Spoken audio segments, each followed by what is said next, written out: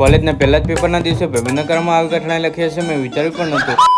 પ્લાન્ટનું બધું કામ બતાવીને નીકળી ગયો ઘરે, કારણ કે આજથી મારા કોલેજની એક્ઝામ ચાલુ થઈ ગઈ છે.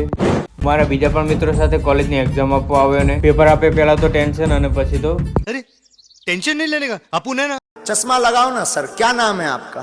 मैं बाबा टिल्लू। तेरे बस की बात नहीं। एक बार धोखा खा चुका हूँ, दोबारा नहीं खाऊंगा।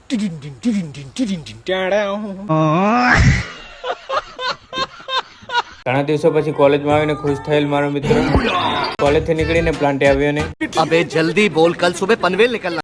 और अभी तो रुको, क्लाइमैक्स अभी बाकी। પ્લાન્ટેથી અર્જન્ટ ઓર્ડર પર નીકળી ગયો, પણ આના વગર તો કામ નહીં થાય અને આમાં આવવાની તાકાત શું છે એ બતાવું તમને.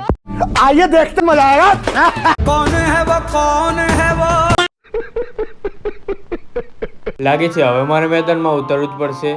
15 minutes later. पूरा पसीना पसीना हो जाते हैं, फिर भी मालिक 100 रुपया देता है।